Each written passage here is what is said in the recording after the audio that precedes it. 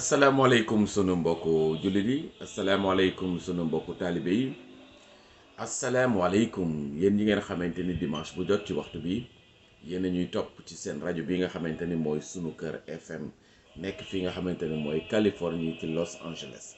xam ngeen ni nag dimanche bi nga xamante ni ci la ñu génnoon ci waxtaan bi ci chronique bu bis bi ñëwoon nañu ci li nga xamante ne rek mooy ba tey rek dundu Mame Mor Anta Saly Mbacké. indil leen nag ci dundu Mame Mor Anta Saly li nga xamante ni bokkoon na ci mission yi nga xamante ni sunu borom joxoon na ko muy mission bi nga xamante ne moom mooy atte boobu nag daxoon na ñu dem ni Mame Mor Anta Saly bokkoon na ci xaale yi nga xamante ne ñoo gënoon a ràññeeku ci kii nga xamante ni mooy wetu Lat Joor Ngoone Latyr Diop. doon leen wax itam aussi liggéey boobu nga xamante ni Mame Mor Anta Saly amoon na ko pour bokk ci société boo xamante ni dañ koy organiser société boo xamante ni dañuy équilibrer société boo xamante ni dañuy protéger ñi nga xamante ne dañoo néew doole wala ñi nga xamante ne rek dañuy jooy te amuñu foo xamante ni fa la ñuy serale seen rangooñ. wax leen ne Mame Mor Anta Saly nag bokkoon na ci liggéey boobu nga xamante ni moom la doon def ak kilifa yu mag yoo xamante ni mel ne Maam Xaali Ma Jaxate Kala. doon leen wax itam ni Maam Xaali Ma Jaxate Kala dafa mel ne Mame Mor Anta Saly itam nijaayam la ndaxte moom doon na koo xamante ni sëtu Mame Mor Anta Saly Mbacké la. même su fekkee ni képp koo xamante ni tey jii daanaka mi ngi woote diine fii nga xamante ni moom mooy Sénégal jaar na aussi ci école Maam Xaali Ma Jaxate Kala. doon leen wax ni nag atte boobu nga xamante ne dafa juddoo woon ci l'islam ci temps wu yonent bi sallallahu taala alayhi wa sallam topp li nga xamante ne mooy les xalif rachidun mooy ñeenti xalif yi nga xamante ne ñoo wuutu yonent bi sallallahu taala alayhi wa sallam ba dem ci ki nga xamante ne mooy Muawiya le gouverneur de Syrie di mu di nga xamante ne moo mujj doon le xalif bi nga xamante ne mooy la communauté musulmane ba mu dem ci ñi nga xamante ne mooy abbasid yi ba nga xamante ne mën nañu continuer ba l'islam ñëw fii nga xamante ne moom mooy Sénégal. donc loolu bokk na ci li nga xamante ni islam indi na ko waaye nag comme ni ñu leen ko doon waxee rek tey itam dañoo bëgg rek dugg ci ki nga xamante ne mooy liggéeyu Mame Mor Anta Saly en tant que aussi jàngalekat. jàngale di doon loo xamante ne dafa am importance ci li nga xamante ne mooy communauté musulmane dafa am importance ci li nga xamante ne moom mooy diine l'islam dafa bëgg ay nit ñoo xamante ne dañoo xam ba pare dañoo ràññee. loolu aussi bokk na ci liggéey bi nga xamante ne mooy liggéeyu Mame Mor Anta Saly. bokkoon na ci liggéey yi nga xamante ne mooy liggéeyu Maba Jaxu Ba bokkoon na ci liggéey yi nga xamante ne mooy liggéeyu mag ñu baax ñëpp foo ci jël rek suñu maam El Hadji Malick Sy nga xamante ne sax dinañu ñëw ci terme zawiya bi nga xamante ni moom la organisé woon. loolu aussi bokk na ci forme d'école yi. donc école l'enseignement am importance. premier enseignant islam nag mooy Muhammad sallallahu taala wa sallam moom mi nga xamante ne mooy ngën gi mbindeef moo ñu xam loolu li nga xamante ne moom mooy téere yàlla sunu borom bi. donc Muhammad sallallahu taala wa sallam mooy le premier enseignant bi nga xamante ne moom mooy nekk ci l'islam. comme ni ko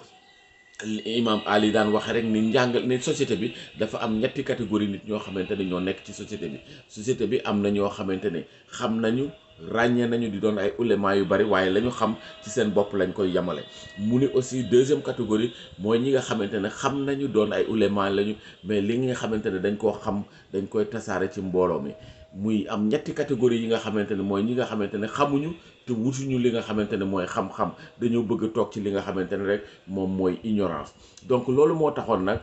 mu ni ñetteelu mbooloo boobu nga xamante ne moom la imam Ali doon wax ni ñetteelu mbooloo boobu nga xamante ne xamuñu te bëgguñu xam ñooñu dañ leen di comparer ak ay weñ yoo xamante ne rek ngelaw li la ñuy topp waaye wala fépp foo xamante ne rek am na luy xeeñ lu fay nekk rek ñu topp ko. donc ñooñu mooy ñi nga xamante ne c'est la grande masse ñi nga xamante ne bu ñu moytuwul rek bu ñu wutiwul xam-xam dañ leen di utiliser dañ leen di use ni ko américains yi di waxe. donc nag li nga xamante ne moom mooy xam-xam dafa am importance savoir dafa am importance ci li nga xamante ne moom mooy société. loolu moo taxoon suñu mag ñi li nga xamante ne mooy tabax nit ñu jël ko def ko li nga xamante ne mooy seen mission principale. ñoom nag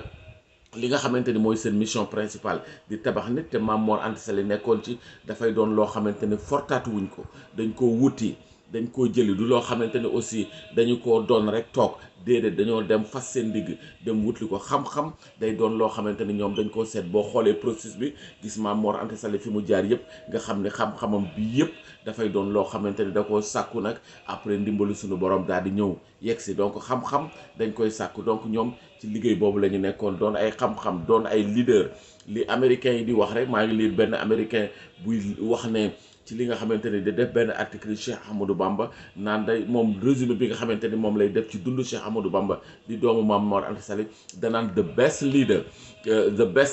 seek no followers, no title,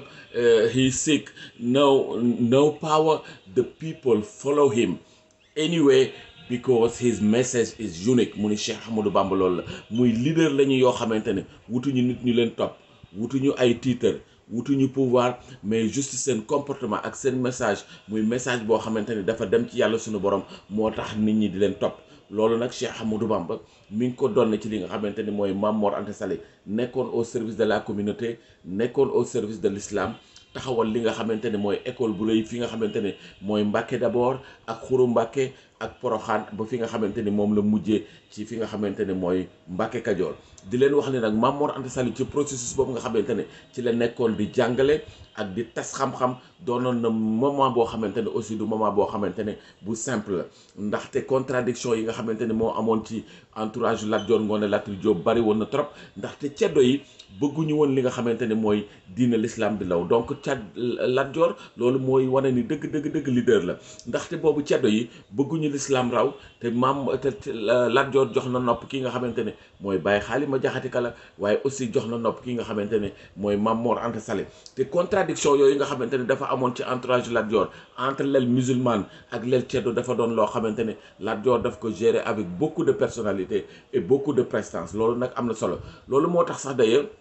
boo demee si teesu ki nga xamante ne mooy Donald O'Brien bi nga xamante ne dama ciy dugg lu bëree bëri mi ngi expliquer ni Maam Mor Anta Sali keroog bi nga xamante ne denc nañ ko Mbàkke Kajoor ci la contradiction yi gën a feeñe parce que am na el ceddo boo xamante ne ñi ngi nekkoon ci Lat Joor d'accord ñu woon ñu denc Maam Mor Anta Sali fi nga xamante ni mooy Mbàkke Kajoor parce que dañ doon naan moom du nitu Kajoor nitu Bawol la malgré service yi nga xamante ne moom la rendroon à la communauté musulmane. bind na ci lu bëree bëri ci contradiction yooyu nga xamante ne amoon na nga xam ne sax Lat Joor dafa joué dëgg ci personnalité am ak ci autorité am pour que nit ñi bàyyi wax jooju nga xamante ne moom lañ doon yëkkati. donc mission yi nga xamante ne amoon na ko di organiser l'islam, di xamal nit ñi, di leen atte, loolu yëpp doon na loo xamante ne ceddo yu bari d'accord ñu woon ci loolu parce que ñoom dañu nekkoon ci société boo xamante ne doole ak domination ak koo xamante ne yaa ko gën deret yow yaa ko sut te l'islam indiwul loolu. l'islam mi ngi indi société boo xamante ne société égalitaire la. l'islam mi ngi indi société boo xamante ne ñëpp dañuy fasu ci benn atte bi nga xamante ne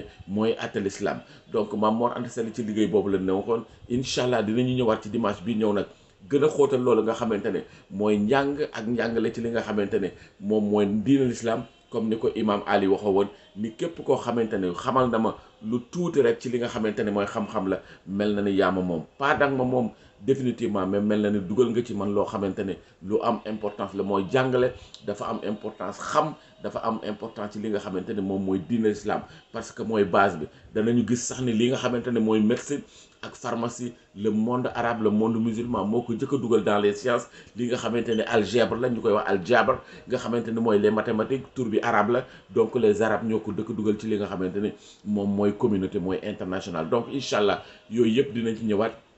ci liggéey boobu nga xamante ni Maam Mor Anta Sali amoon na ko ci li nga xamante ne moom mooy jàngale. ginnaaw bi ñu duggee ci li nga xamante ne moom mooy atte ni atte aussi pour résumer l'islam ni mu gise woon atte mooy d'abord atte au niveau individuel. yow mi nga xamante ne yaay juge yaay atte sa bopp d'abord par des interdictions ak loo xamante ne sañoo ko def parce que li nga xamante ni moom ngay def bu ëllëgee di nga ko layoo ak sunu borom avant ngay doog a atte li nga xamante ne mooy société bi. donc les juges musulmans, les cadis, les enseignants ñu mel ne Maam Mor Anta Sali, ils avaient des prédispositions pour taxawal askan wi pour atte leen. mbokk yi sunu mbokk taalibe yi ñoo ngi leen di sant di leen gërëm di leen ziyaare aussi ci li nga xamante ne mooy le 8 août parce que xam ngeen ni 8 août bii nga xamante ne tey jii mooy dimanche bi mooy 8 août bi nga xamante ni moom la sëñ Mourtala Mbàkke mu baax ma doomu Xaadimu Rasuul moom la ñu jagale woon fii nga xamante ne mooy Cincinnati pour ñu organiser li nga xamante ne rek mooy màggal Serigne Touba. lépp nag doon ci li nga xamante ne mooy jàngale après le 28 juillet bi nga xamante ne moo amoon New York. le 8 août bi ci la ki nga xamante ne mooy Maam Mor Mbàkke ibnu Cheikh Mourtala Mbàkke daal ñëw fi nga xamante ne moom mooy dëkk bi nga xamante ne moom mooy Cincinnati. di ci profité te ci jaare sunu mbokku jullit yëpp di leen ñaanal yàlla nañu yàlla musal ci mbas mi, yàlla nañu yàlla aar, yàlla na yàlla musal jullit yëpp. jërë ngeen jëf, di leen jox rendez-vous ba dimanche prochain ci beneen chronique.